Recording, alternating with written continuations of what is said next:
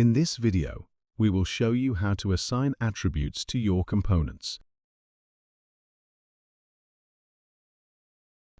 In the Attributes section of the palette, you will find the Add Attribute button.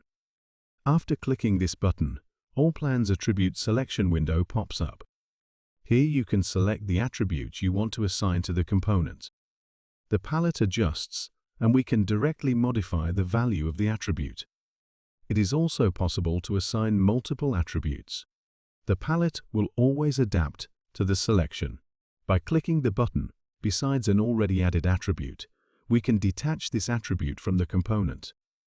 Now let us place a few components. When inspecting the attributes of these components, we can see that the attributes were assigned correctly.